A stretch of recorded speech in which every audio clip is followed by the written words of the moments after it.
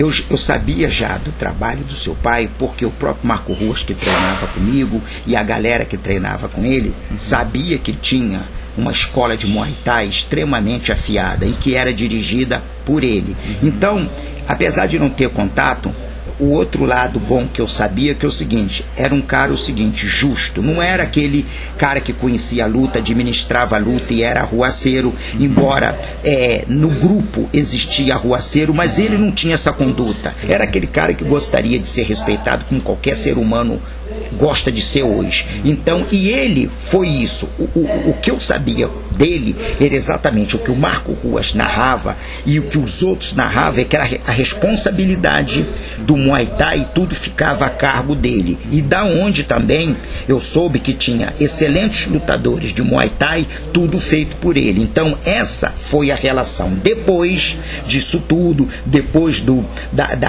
daqueles eventos, jiu-jitsu, vale tudo, ele entrou para a polícia e aí administrava as aulas de Muay Thai e também trabalhava na polícia e num departamento onde tinha salvamento e uma série de coisas, até aconteceu o que aconteceu, mas também era muito querido na polícia pelo grupo. Eu tive a capacidade de treinar pessoas do CORE, da qual o próprio Sérgio Inácio falava muito bem dele, e eu fui dar esse curso de boxe para o CORE através do Sérgio Inácio, e o Sérgio Inácio era companheiro dele de trabalho, entendeu? E olha que é uma coisa incrível assim, porque o Sérgio Inácio era um cara ligado ao jiu-jitsu, ligado à família Gracie, mas nunca misturava nada disso, não tinha nada a ver com isso, porque para ele também a coisa bonita que interessava era assim, era a pessoa, não era o que a pessoa fazia. E o Flávio era, pelas características, aquela pessoa de fazer excelentes amizades,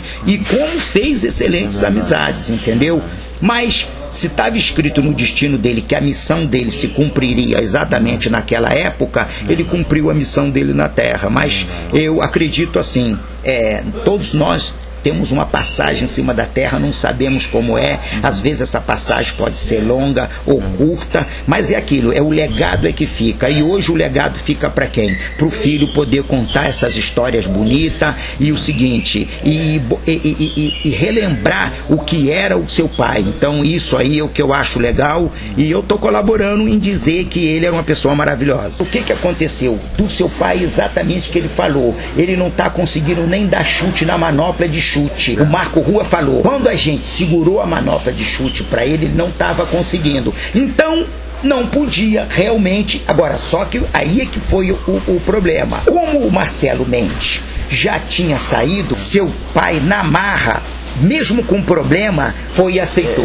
Entendeu a coisa? Era aquela coisa que é o seguinte, tudo é o momento. Mesmo o cara machucado e querendo divulgar, é aquele negócio, ele falou, aconteça o que acontecer, a decisão é essa, eu vou assim meio machucado. São decisões e postura de um cara que tem a fibra de um lutador, e que a partir do momento que não importa que ele foi desafiado, você vê, mesmo lesionado, ele foi lá e botou a cara na reta. Acabou. Então isso foi uma decisão dele, ninguém pode mudar a história. Ele botou a cara lá, entendeu? É porque nos tempos de hoje, onde tudo está muito profissional, ninguém lutaria assim. Marcelo Alonso foi feliz quando ele fez esse levantamento todo, porque essa era que seu pai lutou, independente de quem perdeu, de quem ganhou, marcou. Então isso que é bonito, independente de quem vai ganhar ou perder, o importante é competir. Só que ali era meio que um desafio. Cada ser humano tem o seu brilho, por isso que seu pai entrou machucado. Isso é individual. Era previsto, e na verdade o pessoal do jiu-jitsu já sabia disso, da lesão e outra coisa. E ele ainda, segundo me narraram, ele ainda entrou para fazer essa luta um pouco mancando.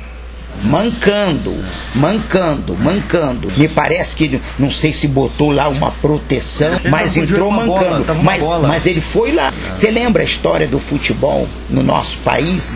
Há 50 anos atrás o Garrincha jogava por amor, tomava injeção aqui e ali. Hoje um jogador não faz isso mais. Acabou. Então aquela turma que está ali, da qual seu pai fez parte, marcaram isso para acontecer o que está acontecendo hoje. Por isso que o Marcelo Alonso foi feliz na pesquisa dele para esse livro dele, como ele narra isso exatamente, amarrando tudo como aconteceu e dividindo isso perfeitamente por cronologicamente falando, ele marcou isso. Então, o que eu vejo nisso com relação ao seu pai e a você? Ele marcou uma era dos 100 anos de Vale Tudo e MMA no Brasil. Aí você vê só para a história do mundo hoje, aonde isso começou. No Brasil com 2 bairros, um no Flamengo e outro em Copacabana. Você vê que aquilo ali é que alavancou, o nego foi se preparar, e você vê que coisa bonita. E depois isso tudo se uniu, foi se desfazendo e acabou. Mas às vezes estava na história para aquilo acontecer, para poder dar certo. E isso é importante, estava marcado na história, que aquilo tinha que acontecer para hoje estar o que está, entendeu? E hoje você podendo aí reviver isso tudo, você está entendendo? E que é maneiro isso, é a coisa, entendeu? Então eu acho que o seu pai foi o verdadeiro samurai em fazer o que ele fez. Num período que só se falava em jiu-jitsu, o que aconteceu? Veio aquela coisa de as pessoas acreditarem na luta em pé, solta, a coisa do strike, do soco e do chute. Acabou. Quem é que era o precursor disso na época? Seu pai. Ensinou muita gente a arte de chutar e socar. Depois aquilo se espalhou, porque se espalha. Você faz um faixa preta aqui, faz outra ali, ele se transforma e dá aula ali. Acabou, disseminou a parada, acabou. Quantos alunos seu pai teve também? Independente desses tópicos. Então, isso é que tem que ser bem divulgado. Como é que a coisa chega? Aí você está buscando a história na essência. Então, isso é legal. E você não pensa que na vida do seu pai lá, ele não pegou um montão de gente problemática e deu um rumo como cidadão. Não pensa o que passou, porque passa em qualquer fase da nossa vida. É sempre um problemático ali. E aí veja seu pai como figura de professor, aquele cara senta aqui, troca uma ideia, tá com um problema. E quantas vezes ele teve que fazer isso? O Flávio Molina foi uma pessoa assim, extraordinária. Por quê? Primeiro que é pelo grande ser humano, né? É o homem. Então nós somos marcados exatamente por isso. Então o que eu via nele assim? Aquele grande ser humano, aquela pessoa que ajudou muita gente, aquela pessoa que dentro do esporte ajudou a disseminar o Muay Thai dentro do Brasil e principalmente dentro do estado do Rio de Janeiro, e aquele Flávio Molina que fez a história que a gente vê hoje do Vale Tudo ao MMA. Então, para mim, eu defino o Flávio Molina como o grande ser humano desse nosso século.